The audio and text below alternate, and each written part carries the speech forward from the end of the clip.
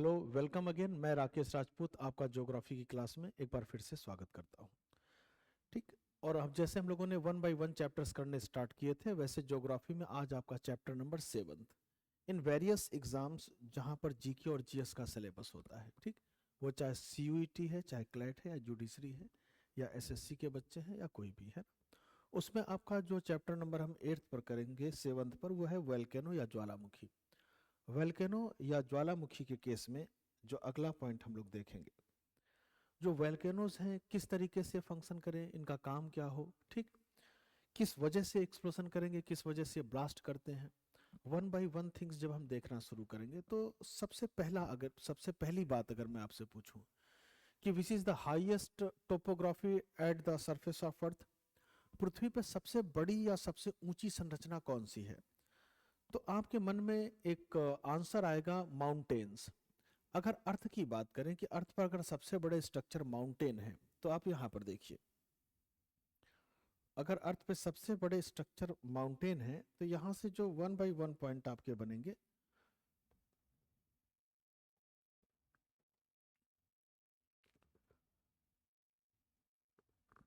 चलिए, अगर अर्थ के सबसे बड़े स्ट्रक्चर माउंटेन है, तो माउंटेन के केस में आपको क्या अपीयर होगा। देखिए, मान लेते हैं कि अर्थ सरफेस है, we will consider it's earth surface, और इस अर्थ सरफेस पे सबसे बड़े जो स्ट्रक्चर है वो आपने कंसीडर कर लिए माउंटेन, इस तरीके से, है ना। माउंटेन को कंसीडर कर लिया। अगर आपसे कोई एक बिल्डिंग बनाने को कहे, ठीक, और आपने कोई मल्टी स्टोरी बिल्डिंग बनानी शुरू की, तो एक बात याद रखना, बिल्डिंग जितनी ऊंची बनाओगे, उसका जो बेस या नींव है वो उतनी ही मजबूत होनी चाहिए। ऐसा नहीं कि बिल्डिंग तो आपने ऊंची बना दी और नींव इसकी कम थी, उसकी वजह से बिल्डिंग कोलैप्स कर जाएगी। तो एक बात याद रखना, जितना ऊंचा स्ट्रक्चर होगा, बेस भी उतना ही मजबूत होगा। और धरती पे सबसे ऊंचा स्ट्रक्चर आपको क्या नजर आ रहा है, माउंटेन, तो इसका बेस भी उतना ही स्ट्रांग होता है। ठीक। और इसका बेस इतना गहराई तक जाएगा कि जाकर मैग्मा चैम्बर को टच करना शुरू कर देता है। ठीक। इस पॉइंट पर देखें तो यहां पर ये मैग्मा चैम्बर है,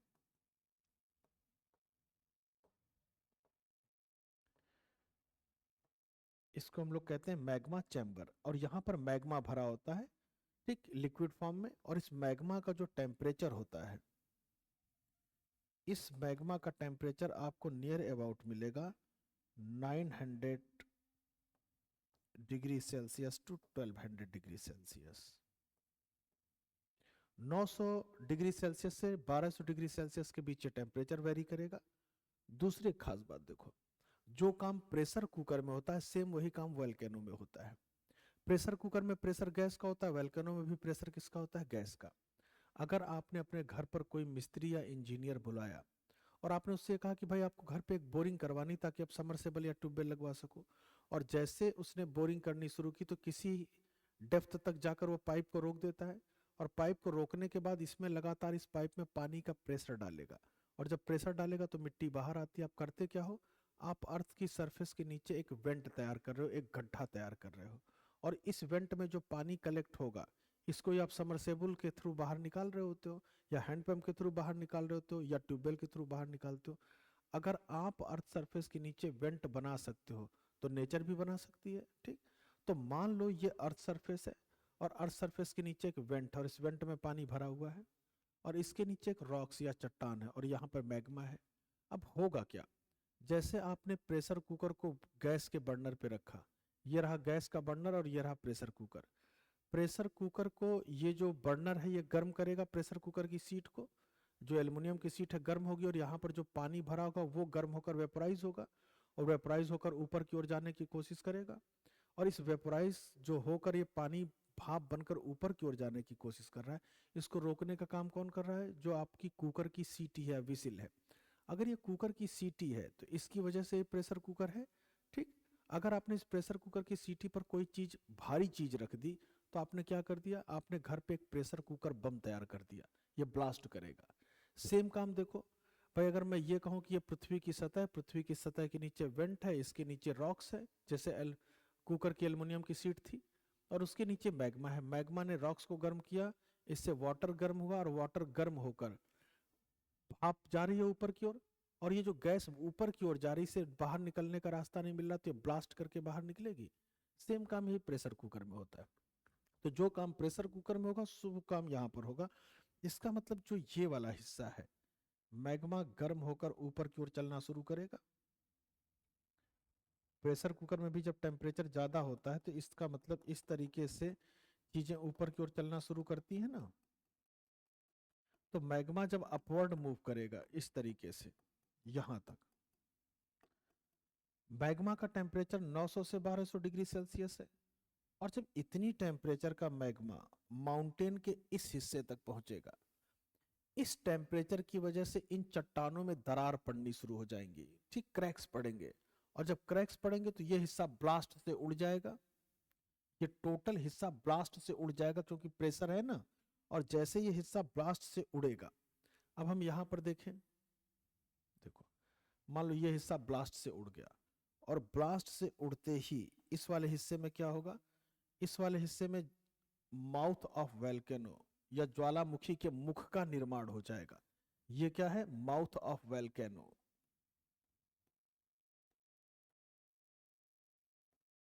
माउथ। अब यहां के केस में अगर देखें कि जो माउथ ऑफ वोल्केनोस है, अब यहां से जितनी भी मैग्मा है वो सरफेस पे आना शुरू कर देगा इस तरीके से। और जैसे मैग्मा ने सरफेस पर आना शुरू किया, तो याद रखना, जब तक liquid material under the surface of earth है उसको कहोगे मैग्मा। मैग्मा किस फॉर्म में है, लिक्विड फॉर्म में।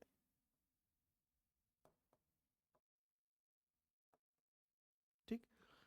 जब तक liquid material under the surface of earth है, जब तक तरल पदार्थ पृथ्वी की सतह के नीचे है, तब तक आप उसको मैग्मा कहोगे।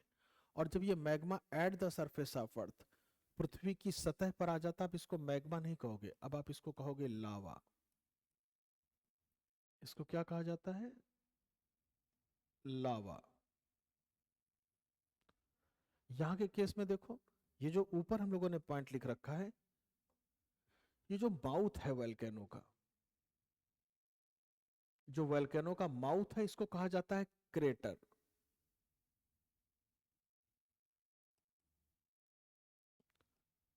ठीक। जब तक प्रेशर है तब तक मैग्मा बाहर निकलेगा, और जैसे प्रेशर खत्म होगा वैसे मैग्मा नीचे की ओर चलना शुरू करेगा। और जब नीचे की ओर चलना शुरू करेगा तो इस तरीके से ज्वालामुखी के मुख में ये नीचे की ओर जाते हुए कूलिंग करेगा, ठंडा होकर यूं जम जाए। और अगर ठंडा होकर यूं जम गया और किसी वजह से अगर बारिश हो, और जब बारिश होगी तो इस वाले हिस्से में पानी फिल हो जाएगा, वाटर फिल हो जाएगा। इसका मतलब इस क्रेटर में वाटर फिल हो सकता है ना। तो यहां के केस में देखो, अगर क्रेटर में क्या फिल हो जाए, वाटर। अगर क्रेटर में पानी भर जाए तो क्रेटर लेक का फॉर्मेशन होती है, तो क्या बनेगी, क्रेटर लेक।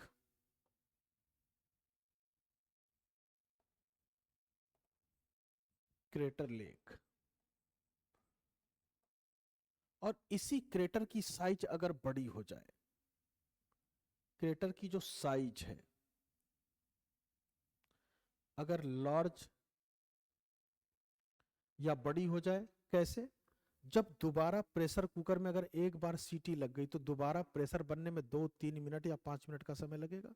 सेम काम यदि वोल्केनो में एक बार एक्सप्लोशन या एक बार विस्फोट हो गया और प्रेशर खत्म हो गया, दोबारा प्रेशर बनने में हो सकता है 1 साल, 2 साल, 10 साल या 50 साल लगे।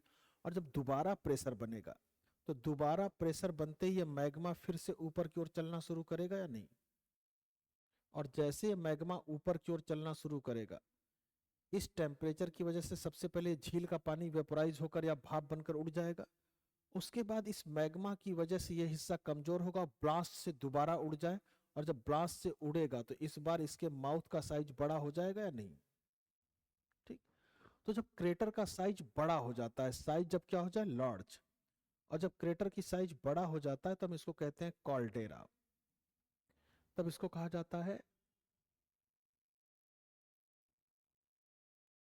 कॉल्डेरा। और अगर कॉल्डेरा में वाटर फिल हो जाए तो, और जब कॉल्डेरा में वाटर फिल हो जाएगा मतलब इस हिस्से में अगर कंप्लीटली पानी भर जाए तो इसको कहा जाता है कॉल्डेरा लेक।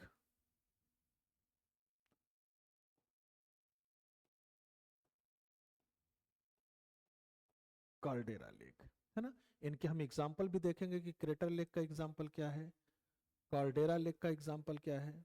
यहाँ के केस में आ जाओ, जब तक liquid material under the surface of अर्थ था तब तक मैग्मा था, और जब ये मैग्मा अर्थ की सरफेस पर आ गया तो इसको हम क्या कहेंगे, लावा। और लावा में आपको मात्रा चेक करनी है सिलिका की,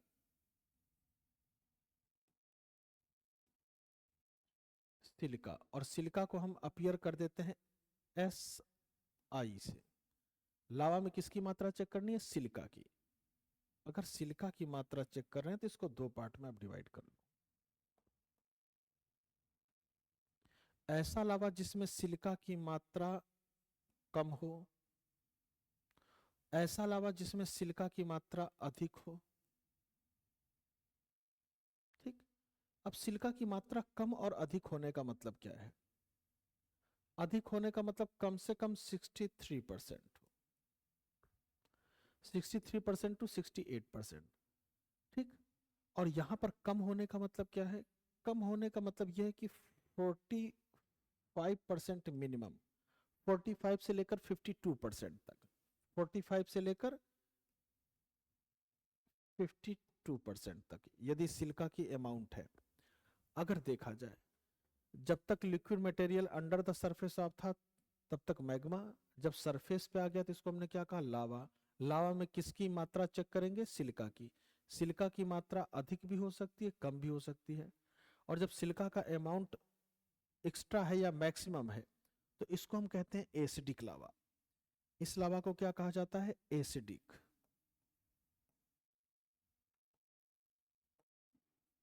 एसिडिक लावा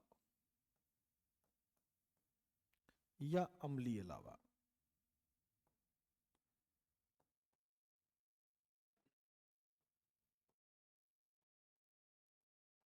और यदि सिलिका की मात्रा कम हो तो इसको कहा जाता है बेसिक लावा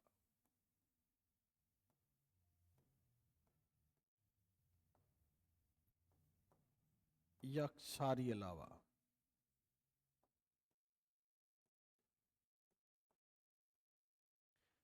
अब एसिडिक और बेसिक लावा में जो सबसे खास अंतर है, एसिडिक लावा स्टिकी और थिक होता है।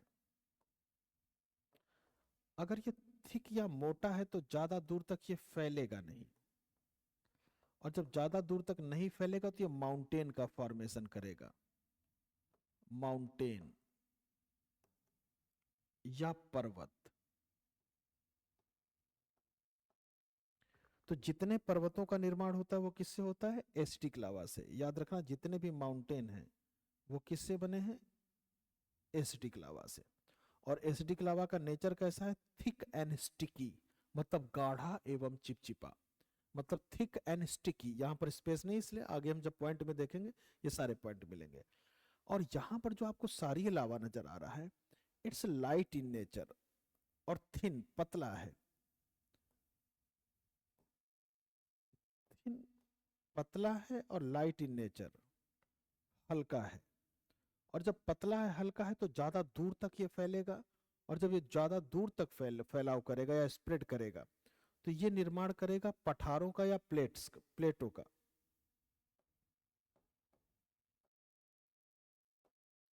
प्लेटो या पठार, जैसे मैं कहूं दक्षिण भारत का पठार या प्लेटो ऑफ साउथ इंडिया, कर्नाटका का पठार या प्लेटो ऑफ कर्नाटका, तेलंगाना का पठार या प्लेटो ऑफ तेलंगाना, छोटा नागपुर पठार, ठीक, या छोटा नागपुर प्लेटो, तिब्बत का पठार या तिब्बत प्लेटो। इनका फॉर्मेशन किससे हुआ है, बेसिक लावा से, है ना। अब इस चीज को हम वन बाय वन अगर थिंक देखें तो यहाँ पर आपको दो चीजें नजर आई। एक तो हम लोगों ने इसके माउथ की चर्चा की और दूसरी हमने लावा की। अगर तीसरी और चौथी बात देखें, देखो, जब ब्लास्ट हुआ है इसमें तो ब्लास्ट किसकी वजह से हुआ है, अगर देखा जाए, अब हम बात करें कि ब्लास्ट किसकी वजह से हुआ है, तो ब्लास्ट के लिए जो सबसे प्राइम रीजन था गैस, क्योंकि प्रेशर तो गैस का ही रहा होगा। ब्लास्ट तो गैस की वजह से हुआ है ना। और जब ब्लास्ट हुआ होगा तो इतने हिस्से में, टोटल इतने हिस्से में अगर देखा जाए तो ब्लास्ट की वजह से सेगमेंट्स या बड़े बड़े टुकड़े, छोटे छोटे टुकड़े हो सकते हैं, नहीं। और साथ में गैस पार्टिकल्स मतलब राख कण, डस्ट के पार्टिकल्स। क्योंकि जब ज्वालामुखी विस्फोट करता है या एक्सप्लोशन करता है तो कई दिन तक उस एरिया में धुंध या धुएं की वजह से लाइट भी नहीं आ पाती, ठीक है। तो अगर देखा जाए तो जब ब्लास्ट हुआ है तो ये पत्थर के बड़े बड़े से टुकड़े हवा में उड़े होंगे, है ना। और साथ में जो राख कण हैं, धूल कण हैं, छोटे छोटे टुकड़े, ये भी सब भी होंगे और दूर तक स्प्रेड होते हैं, ठीक। तो सेगमेंट्स, एक तो गैस और दूसरा पॉइंट आपको क्या मिलेगा, सेगमेंट्स या टुकड़े।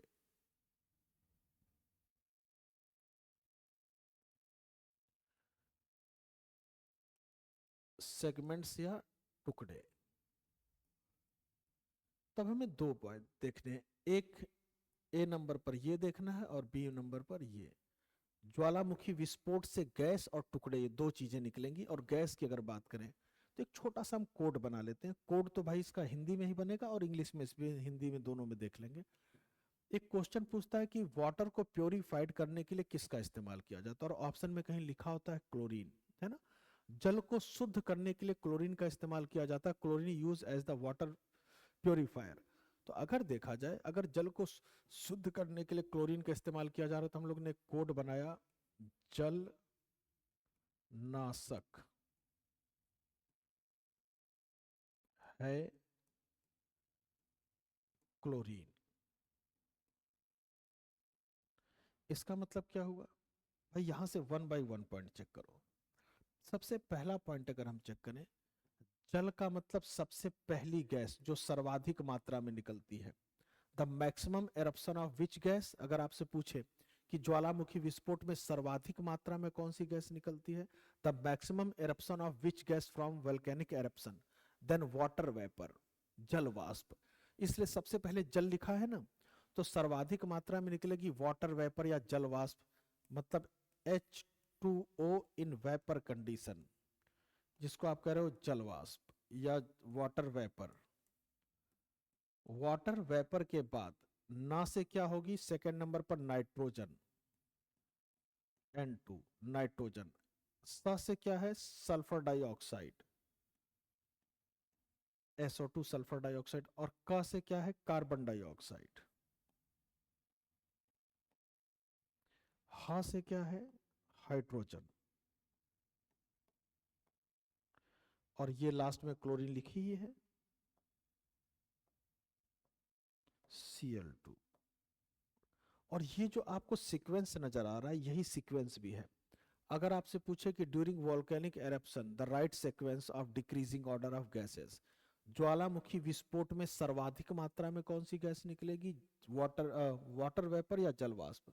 उसके बाद क्या निकलेगी, नाइट्रोजन। उसके बाद सल्फर डाइऑक्साइड, उसके बाद कार्बन डाइऑक्साइड, उसके बाद हाइड्रोजन, और उसके बाद क्लोरीन। ये सीक्वेंस है during the volcanic eruption. Volcanic eruption के अकॉर्डिंग हैवीएस्ट अमाउंट में या मैक्सिमम अमाउंट में आपकी वाटर वेपर निकलती है, ठीक। तो अगर देखा जाए, एक तो कॉलम ये होगा जिसको हम लोग इस प्लेन वे में देखेंगे, और एक ये जो सेगमेंट, ये जो ज्वालामुखी विस्फोट से निकलने वाले टुकड़े हैं, इन टुकड़ों को कहा जाता है सिंडर। सिंडर,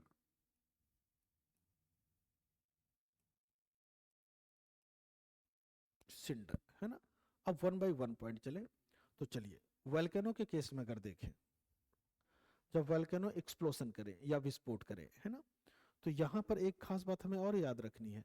जो एसिडिक लावा होता है वो लाइट येलो होता है, हल्का पीला, और ये ब्लैक होता है। इसका अगर कलर की बात करें कि इसका रंग कैसा है या कलर कैसा है, तो बताना। एसिडिक लावा का कलर ब्लैक, एसिडिक लावा का जो कलर है वो ब्लैक,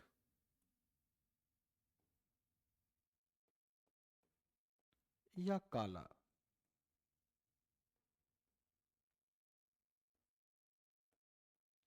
और यहीं पर जो बेसिक लावा का कलर था वो ब्लैक या काला, और एसिडिक लावा का अगर कलर कहे तो लाइट येलो या हल्का पीला। इसका कलर है लाइट येलो या हल्का पीला, लाइट येलो, हल्का पीला, है ना। अब यहां से वन बाय वन पॉइंट चलें। कोई भी जो वोल्केनो एक्सप्लोशन करेगा, विस्फोट करेगा, तो विस्फोट करने के दौरान मैग्मा, देखो ये सरफेस पे आ रहा है, इसी को आप लावा कह रहे थे। और जब तक ये अर्थ की सरफेस के नीचे था, अंदर था, तब तक ये मैग्मा था। और जैसे वॉल्केनिक एरप्शन के द्वारा बाहर आया, आप इसको लावा कह रहे हो। और यहीं पर चेक की जाएगी सिलिका की अमाउंट, कि सिलिका कितने परसेंटेज है, एसिडिक लावा या बेसिक लावा है ना। अब यहाँ से अगले पॉइंट में चलते हैं। चलिए, सबसे पहले वोल्केनो कहा किसको जाता है? The natural cracks at the surface of earth from which eruption of magma, lava and gases known as volcano. पृथ्वी की सतह पर वह प्राकृतिक छेद या दरार जिनमें से होकर लावा और गैसेस बाहर निकलती हैं, ज्वालामुखी कहलाता है ना। तो यहाँ के केस में देखा जाए तो ये हम लोगों की पहली डिफिनेशन थी, the natural cracks at the surface of earth from which comes out lava and gases known as volcano. तो ज्वालामुखी किसको कहा जाता है, ये पॉइंट हम लोगों ने देखा। अगले पॉइंट में अगर हम देखें, और याद रखना जो वोल्केनो है, ज्वालामुखी, उनसे दो चीजें निकलती हैं, एक मैग्मा या लावा। मैग्मा तब कह रहे थे जब ये अर्थ सरफेस के नीचे था, है ना, और जब अर्थ सरफेस पे आया तो लावा। और दूसरी चीज क्या निकलती है वोल्केनो में से? गैसेस। तो लावा और गैसेस निकलती हैं। तो हमें याद रखना है कि मैग्मा एवं गैस दो चीजें निकलती हैं। और ये क्या होता है कि नेचुरल क्रैक्स होता है, प्राकृतिक दरार होता है पृथ्वी की सतह पर। अगले पॉइंट में आइए। देखिए, अभी हम लोगों ने क्रेटर डिस्कस किया था ना, कि ज्वालामुखी के मुख को क्रेटर कहते हैं। अगर क्रेटर में वाटर फिल हो जाए तो क्रेटर लेक का फॉर्मेशन होता है ना। तो यहाँ के केस में आपको क्या दिखाई दे रही है? वोल्केनो में सबसे पहला पॉइंट हम यहाँ पर देख रहे हैं, crater. The mouth of volcano known as crater, ज्वालामुखी के मुख को क्रेटर कहा जाता है। और जब क्रेटर में वाटर फिल हो जाए तो क्रेटर लेक की फॉर्मेशन होती है। ठीक। तो अगर देखा जाए, देखो, अगर ये मैग्मा, देखो जब तक liquid material under the surface of earth है तब तक आप उसको क्या कर रहे हो? मैग्मा। यहाँ पर आपको मैग्मा नजर आ रहा है ना, देखो। अगर इस पॉइंट पे चलें तो ये रहा मैग्मा, मैग्मा चैम्बर में। और मैग्मा का टेम्परेचर हम लोगों ने कितना लिखा था? Near about 900 degree Celsius to 1200 degree Celsius. और ये मैग्मा जब ये ऊपर की तरफ बढ़ रहा है तो इसको कहा जाता है पाइप। ये वॉल्केनिक पाइप है। और इस पाइप से जब मैग्मा ऊपर की ओर बढ़ता है तो देखो, जब ऊपर की ओर बढ़ा और यहाँ पर ब्लास्ट किया, तो ब्लास्ट करने के बाद ये क्रेटर का फॉर्मेशन हुआ है ना, क्रेटर। क्रेटर, और क्रेटर क्या है? ज्वालामुखी का मुख है या mouth, mouth of volcano, mouth of volcano या ज्वालामुखी का मुख। ये इस वाला हिस्सा वेंट, इस वेंट से अगर देखा जाए तो ये जो है, ये वाला हिस्सा, ये साइड पाइप है ना, सेकेंडरी पाइप। और इस सेकेंडरी पाइप से जो ये वेंट बनेगा इसको कहा जाता है साइड वेंट। ये तो एक वेंट हो गया, और ये साइड वेंट है। और यहाँ पर देखना, ये एसफॉल, मतलब यहाँ पर अगर देखा जाए ये राख के बादल बने हैं ना, ठीक, द क्लाउड्स ऑफ एस। तो ये राख के बादल बने हुए हैं, द क्लाउड ऑफ एस, ये राख है। और इस राख में आपको carbon dioxide, sulphur dioxide, water vapour, ये सारी चीजें यहाँ पर आपको अपीयरेंस होंगी। ठीक।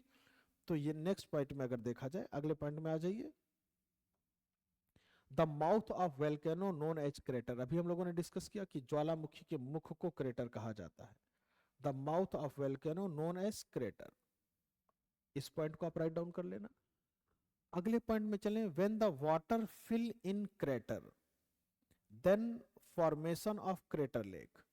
अगर क्रेटर में पानी भर जाए तो क्रेटर लेक का फॉर्मेशन होगा ना। When water fill in crater then formation of crater lake. ठीक। The mouth of volcanoes known as crater, ज्वालामुखी के मुख को क्रेटर कहते हैं। क्रेटर में पानी भर जाए तो क्रेटर लेक का फॉर्मेशन होगा। ठीक। अगले पॉइंट में चलिए। एग्जाम्पल, क्रेटर लेक के एग्जाम्पल क्या है? Lonar lake, Maharashtra, Lonar lake, Maharashtra. Next में क्या है? Heaven lake. और हेवन लेक आपकी कहाँ है? चीन और उत्तर कोरिया, चाइना एंड उत्तर कोरिया। नेक्स्ट में लेक पिनाटोबा। लेक जो पिनाटोबा है यह है आपकी फिलीपींस में, फिलीपींस।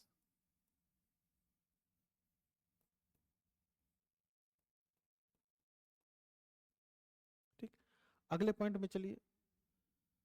अगला, अगली हेडिंग है आपकी काल्डेरा। और मैंने क्या कहा था? काल्डेरा अगर आपको याद हो, जब क्रेटर की साइज बड़ी हो जाए, जब क्रेटर की साइज बड़ी हो जाती है तो उसको क्या कहते हो, कार्डेरा, और कार्डेरा में पानी भर जाए तो कार्डेरा लेक का फॉर्मेशन होता है। फिगर में हम लोगों ने यही देखा था ना, अगर आपको याद हो तो फिगर में अभी हम लोगों ने क्या देखा था, फिगर में ये अपीयरेंस थी कि जब क्रेटर की साइज लार्ज हो जाए तो कार्डेरा का फॉर्मेशन होगा, और कार्डेरा में वाटर भर जाए तो कार्डेरा लेक। तो इस पॉइंट को देखते हैं, क्योंकि अभी तक हम लोगों ने क्या देखा, माउथ को क्रेटर कहते हैं और क्रेटर में वाटर भर जाए तो क्रेटर लेक। अब जब क्रेटर की साइज बड़ी हो जाए, मतलब जब ज्वालामुखी का मुख है उसका आकार जब बड़ा हो जाए तो कॉल्डेरा का फॉर्मेशन होगा। तो अगले पॉइंट में आ जाइए।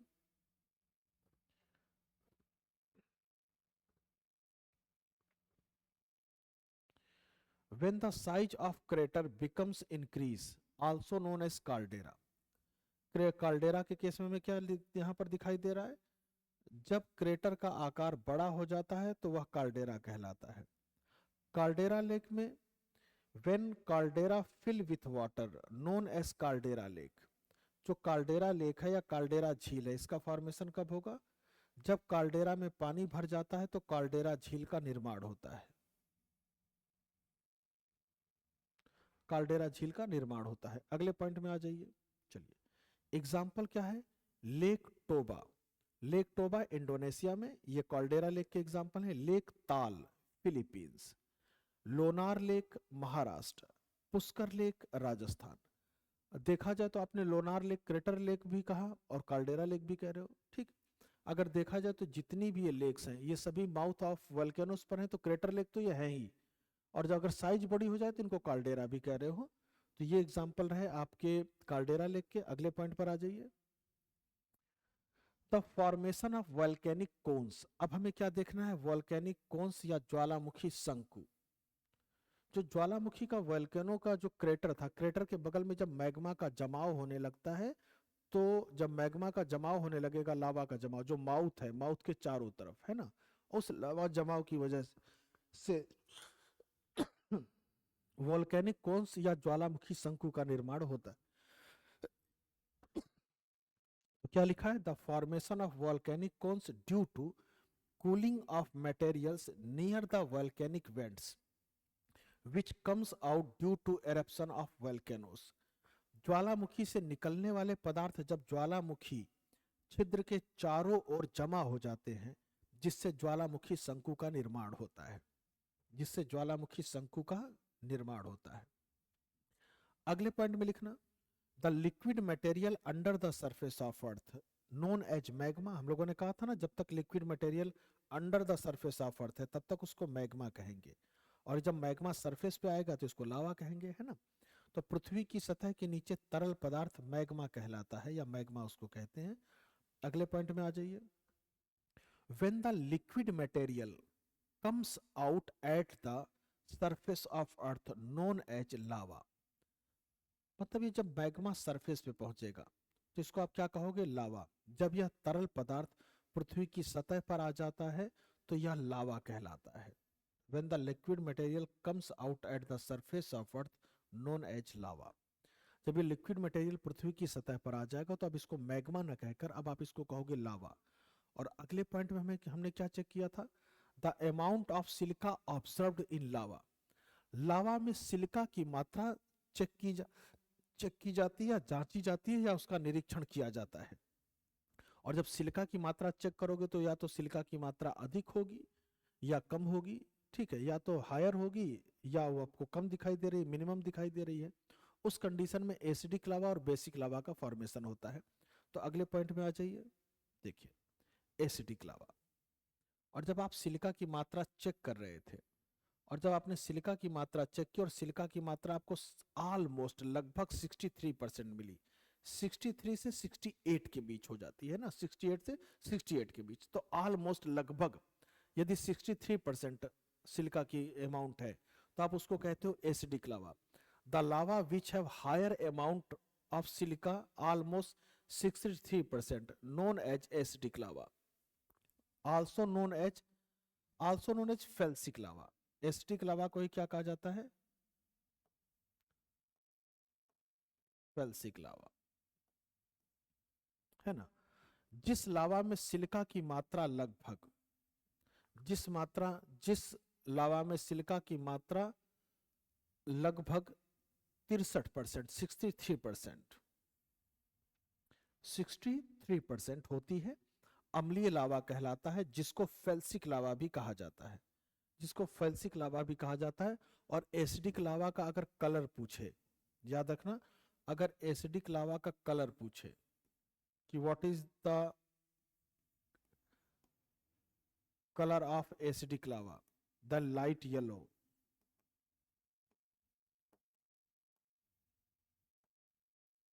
या हल्का पीला, लाइट येलो या हल्का पीला कलर होगा एसिडिक लावा का। ठीक, अगले पॉइंट में चले आते हैं। जो अगला पॉइंट नजर आएगा, acidic lava have thick and sticky, अम्लीय लावा गाढ़ा एवं चिपचिपा होता है। The acidic lava thick and sticky, और जब ये गाढ़ा और चिपचिपा है तो ज्यादा दूर तक तो ये फैलाव करेगा नहीं, वहीं पे ये कूलिंग करेगा या वहीं पर जमाव करेगा, इसकी वजह से माउंटेन का फॉर्मेशन करेगा। तो अगले पॉइंट में, due to it formation of mountain from acidic lava, जिसके कारण, ठीक, the acidic lava have thick and sticky, गाढ़ा एवं चिपचिपा होता है, ड्यू टू इट, जिसके कारण formation of mountains from acidic lava, acidic lava से पर्वतों का निर्माण होता है। अगले पॉइंट में चले आइए। अगले पॉइंट में बेसिक लावा। बेसिक लावा में जो आपको पॉइंट नजर आ रहा है, बेसिक लावा के केस में क्या है, the amount of silica almost 45 to 52%, known as basic lava. जिस लावा में सिलिका की मात्रा 45 से 52% तक पाई जाती है, क्षारीय लावा कहलाता है। ठीक, अभी हम लोगों ने परसेंटेज देखा था। और जब इसका नेचर की बात करें, the basic lava have light and thin in nature, basic लावा या क्षारीय लावा हल्का एवं पतला होता है। और जब हल्का एवं पतला होता है तो दूर तक फैलेगा, और जब दूर तक फैलेगा तो प्लेटो या पठार का निर्माण करेगा। ठीक, जैसे साउथ इंडियन प्लेटो या दक्षिण भारत का पठार, ठीक, छोटा नागपुर पठार या छोटा नागपुर प्लेटो, तिब्बत का पठार या तिब्बतन प्लेटो, कर्नाटका का पठार या कर्नाटका प्लेटो, आंध्र का पठार या आंध्रा प्लेटो, अंतोलिया का पठार, ठीक है, या प्लेटो ऑफ अंतोलिया। ये सारी चीजें जितनी आपको दिखाई दे रहे हैं, ये किसकी वजह से फॉर्मेशन हुआ था, बेसिक लावा की वजह से। तो अगले पॉइंट में देखें, due to it the basic lava spread over the vast area and this area known as plateau, the plateau of South India example में, जिसके कारण क्षारीय लावा का विस्तार विशाल क्षेत्र में होता है, जिसको पठार कहते हैं। उदाहरण, दक्षिण भारत का पठार, अभी हम लोगों ने कहा कि काफी हैवी, काफी ज्यादा दूर में फैलेगा। अगले पॉइंट में अगर आपसे पूछे कलर ऑफ बेसिक लावा, तो हम लोगों ने डिस्कस किया था ना कि colour of basic lava, basic लावा का जो कलर है वो ब्लैक होगा, the colour of basic lava is black. और कलर ऑफ एसिडिक लावा क्या था, येलो या हल्का पीला, लाइट येलो, है ना। अगले पॉइंट में अगर देखा जाए, अगले पॉइंट में हमें यह देखना है, the major gases which comes out from volcanic explosion, ज्वालामुखी विस्फोट से निकलने वाली प्रमुख गैसें। जो अगला पॉइंट हम लोगों का, जो मेजर गैसेस हैं, जो प्रमुख गैसें हैं, विच comes out from volcanic explosion, ज्वालामुखी विस्फोट से निकलने वाली प्रमुख गैसें। और हम सीक्वेंस से देखेंगे वन बाय वन कि सबसे ज्यादा कौन है, उससे कम कौन है, उससे कम कौन है। और ये भी हम लोगों ने कोड बनाकर चेक किया था ना। तो अगले पॉइंट पर आ जाइए। सबसे ज्यादा मात्रा या हैवी अमाउंट किसका होता है, वाटर वेपर या जल वाष्प, H2O in vapour condition. Next कौन है, नाइट्रोजन, मतलब N2। फिर कौन है, सल्फर डाइऑक्साइड, SO2। और उसके बाद कौन है, कार्बन डाइऑक्साइड, CO2। और उसके बाद क्या है, हाइड्रोजन। और उसके बाद क्या है, क्लोरीन। ठीक, ये राइट सीक्वेंस है, eruption of gases through volcanic explosion.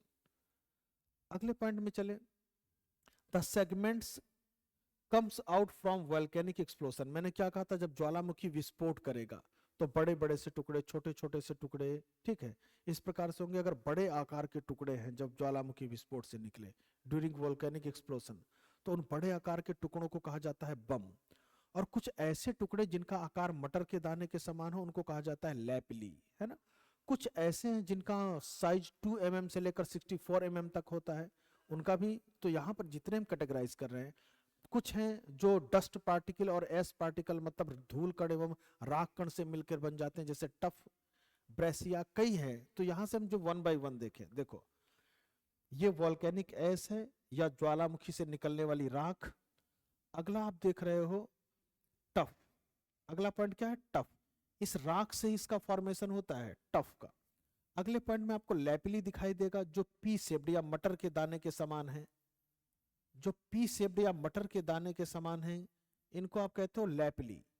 एक आपको दिखाई देंगे बम, जो बड़े आकार के टुकड़े हैं, इनको कहा जाता है बम, है ना। एक आपको प्यूमिस दिखाई दे रहा है। प्यूमिस बहुत ही लाइट स्टोन होता है, बहुत ही हल्का पत्थर होता है, और ये इतना हल्का पत्थर होता है कि इसकी डेंसिटी भी वाटर से कम होती है, तो ये आसानी से पानी पर तैर भी रहा होता है। अगर आपसे पूछे कि कौन सा पत्थर पानी पर तैरता है तो प्यूमिस। लेकिन जो राम सेतु का निर्माण भगवान राम ने किया था उसमें एक भी प्यूमिस रॉक्स नहीं मिली है, प्यूमिस रॉक्स मिली ही नहीं है। तो याद रखना राम सेतु में प्यूमिस का इस्तेमाल नहीं किया गया है ना। अब ये जितने भी आपको स्ट्रक्चर नजर आ रहे हैं इनको हम 1 by 1 केस में देखें। देखो यहां पर आपको एस या राख, उसके बाद टफ, है ना। एक तो राख हमें देखनी है, राख से क्या बनी? टफ बनी। उसके बाद जो मटर के आकार के दाने हैं पी शेप्ड लैपली है, जो बड़े आकार के दाने हैं उनको हम लोग बम कह रहे हैं। एक प्यूमिस है, सबसे हल्का पत्थर है जो आसानी से पानी पर तैर रहा होगा। तो 1 by 1 थिंग चलते हैं। एक आपकी स्क्रोसिया, है ना। तो चलिए इनके बारे में इंफॉर्मेशन देखें। तो अगली हेडिंग क्या है? The segments comes out from volcanic explosion, ज्वालामुखी विस्फोट से निकलने वाले टुकड़े। सबसे पहले नंबर पर बम।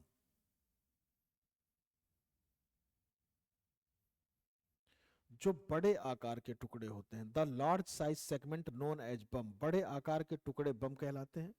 सेकंड नंबर पर चले आइए लैपली। सेकंड नंबर पर लैपली। तो लैपली के केस में आपको क्या नजर आएगा? Pea shaped segments known as lapilli, मटर के दाने के आकार के जो टुकड़े हैं वो लैपली कहलाते हैं। अगले पाइए स्कोरिया।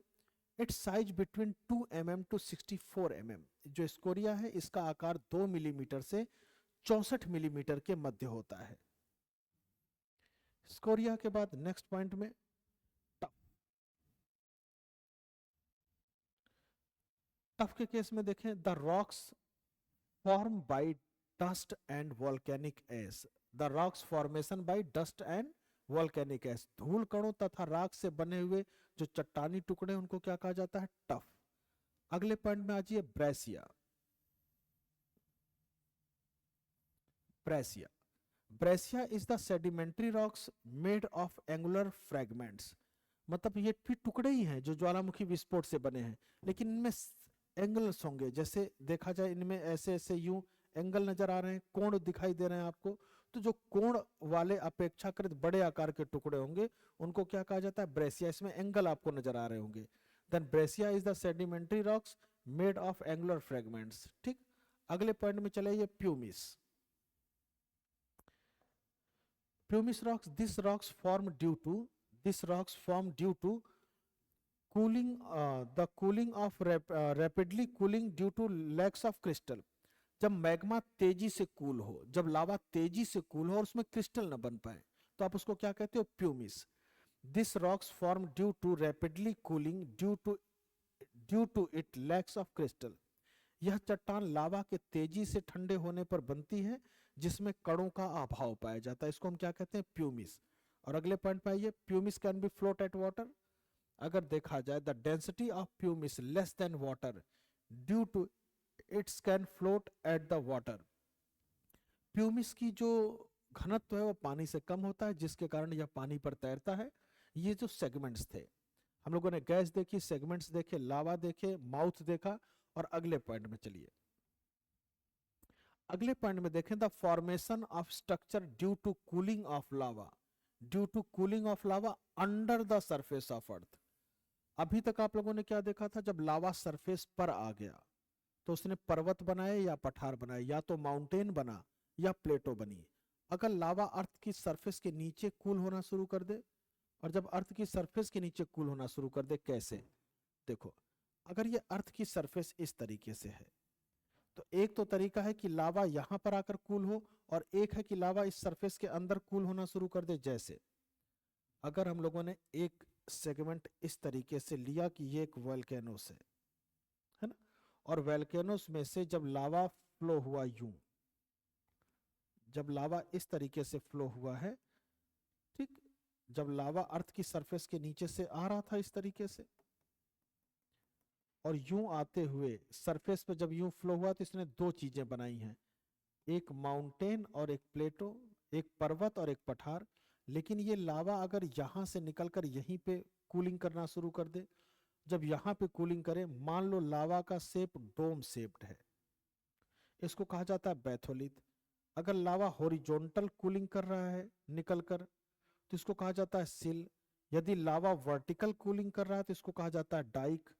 तो ऐसे ही कुछ स्ट्रक्चर्स हैं, ठीक। और वो स्ट्रक्चर कौन कौन से हैं? जैसे बैथोलिथ, बैथोलिथ के बाद डाइक, डाइक के बाद सिल, सिल के बाद आप देखोगे लैकोलिथ और लोपोलिथ।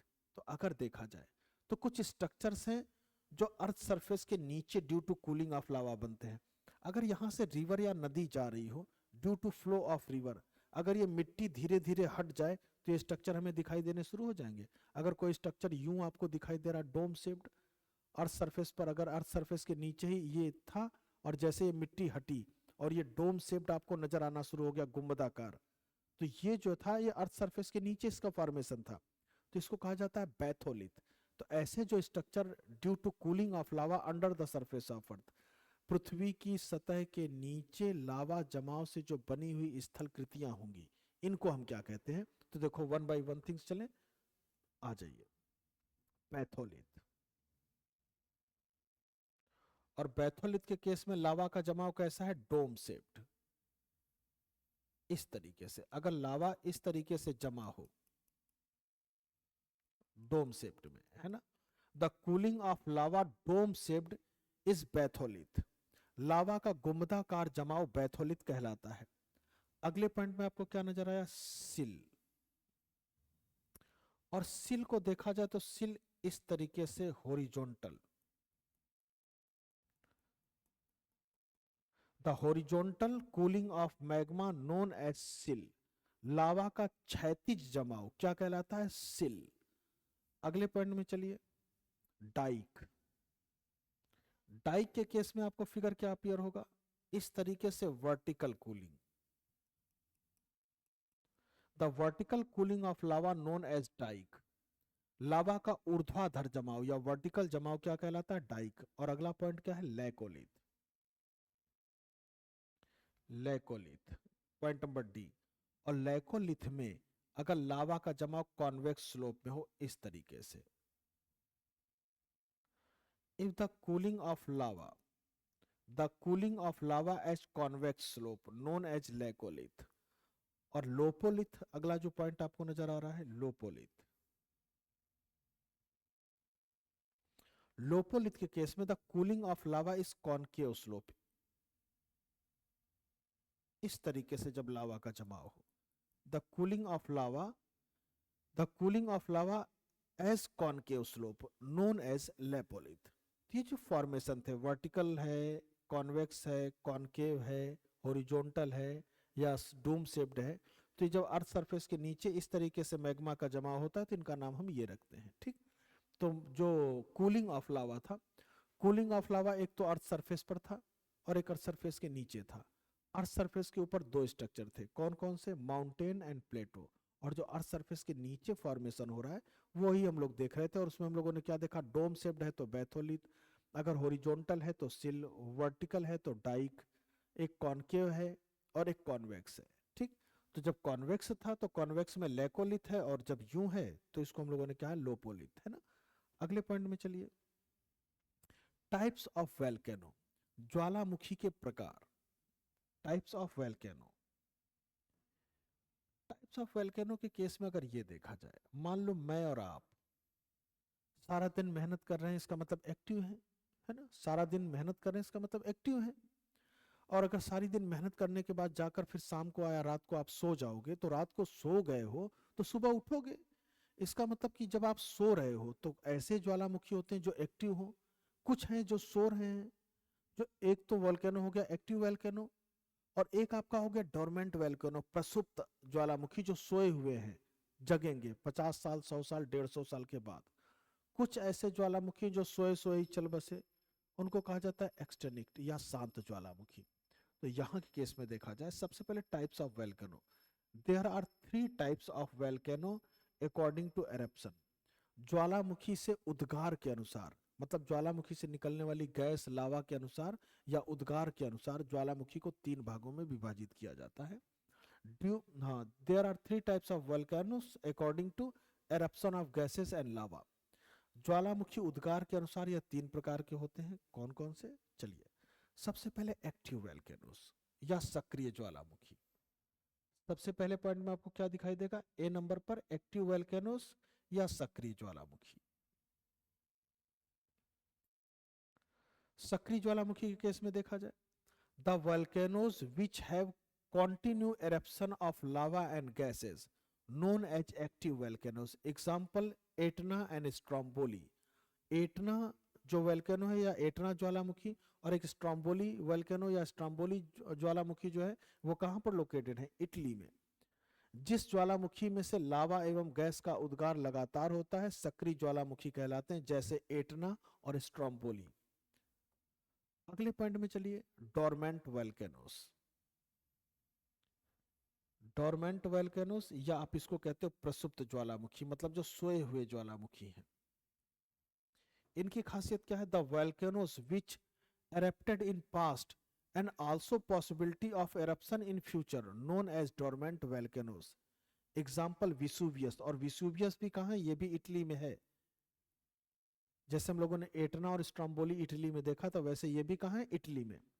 ऐसे ज्वालामुखी जिनमें अतीत में उद्गार हुआ हो तथा भविष्य में पुनः उद्गार की संभावना हो विसुवियस ज्वालामुखी कहलाते हैं। और जो विसुवियस वोल्केनोस है, इसकी भी लोकेशन अभी हम लोगों ने क्या डिस्कस की, इसकी भी लोकेशन क्या है, इटली, है ना। और अगले पॉइंट में चले, एक्सटिंक्ट वोल्केनो या शांत ज्वालामुखी, मतलब जो डेड हो चुके हैं, शांत ज्वालामुखी, ये तीसरा। और तीसरे ज्वालामुखी में क्या नजर आ रहा है, the volcanoes which have no any possibility in future. The volcano which have no any possibility of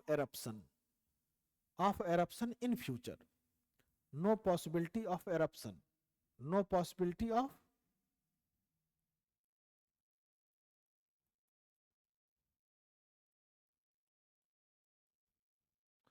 of eruption in future known as extinct volcanoes।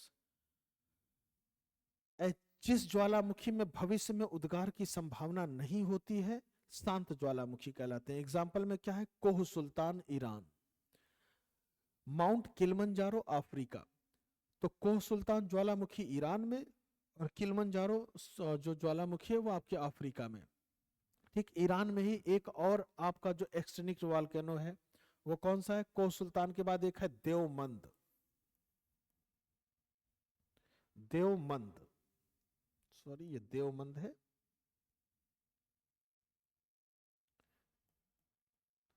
देवमंद,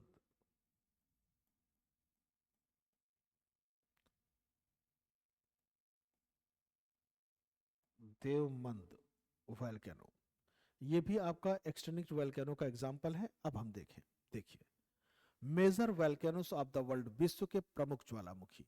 एक तरफ से करते चलते हैं और हमेशा इनकी लोकेशन पूछ देता है। एटना वोल्केनो या एटना ज्वालामुखी, लोकेशन इटली।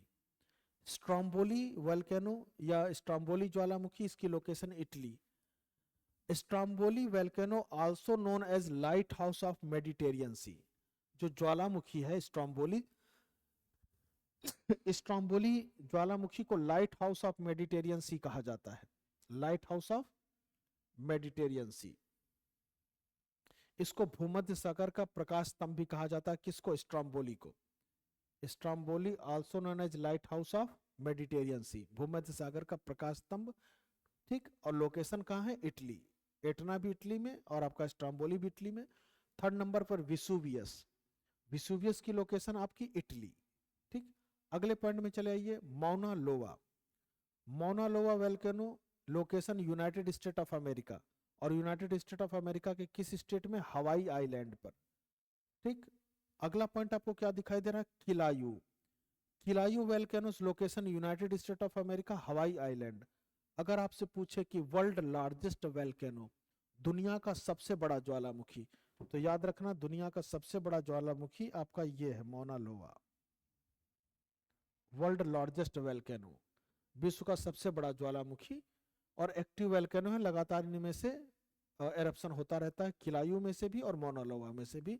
अगले पॉइंट पे चलिए, Helen United State of America. Helen United State of America. अगले पॉइंट में एरेबस। एरेबस वोल्केनो कहां पर है? अंटार्कटिका में। नेक्स्ट, आइजाफ्ला जोकुल। ये आइजाफ्ला जोकुल जो है ये आपके ग्रीनलैंड में आपको अपीयर होगा, आइजाफ्ला जोकुल, ग्रीनलैंड।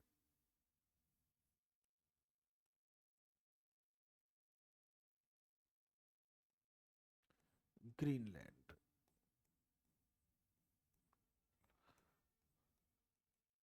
मेरापी, मेरापी की लोकेशन इंडोनेशिया, मेरापी ज्वालामुखी इंडोनेशिया। कोटोपैक्सी, कोटोपैक्सी वोल्केनो की जो ज्वालामुखी है वो इक्वाडोर में, इक्वाडोर में आपको अपीयर होगी।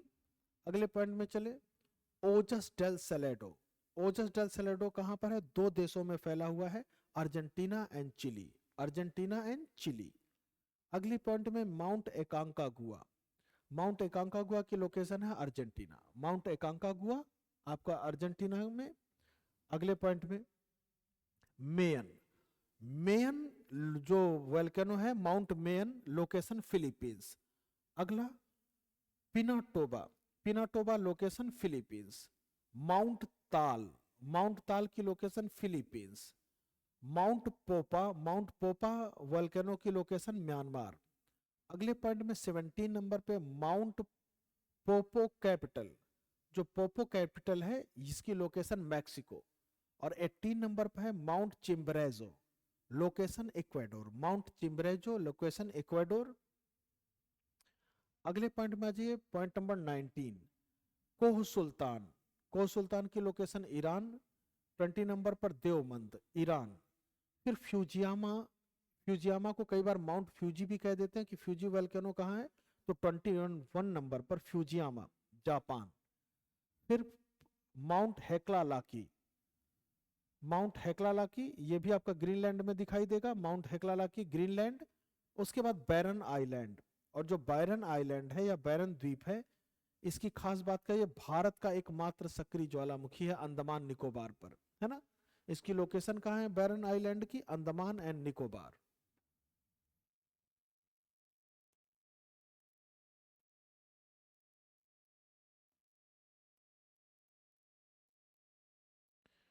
अंडमान एंड निकोबार। और ये बैरन आइलैंड की एक खास बात है, यह बैरन जो द्वीप है ये भारत का एकमात्र सक्रिय ज्वालामुखी तो है ही, साथ में पूरे दक्षिण एशिया का भी मात्र एक सक्रिय ज्वालामुखी है। Single active volcanoes of India and south Asia. ठीक, तो ये 23 वोल्केनोज हम लोगों ने देखे। तो ये 23 ज्वालामुखी के साथ जितने पॉइंट्स वोल्केनो में बन सकते थे वो हम सभी लोगों ने किए। ठीक, रिमेन थिंग्स जो नेक्स्ट चैप्टर के साथ मिलते हैं। आज के लिए इतना ही, धन्यवाद।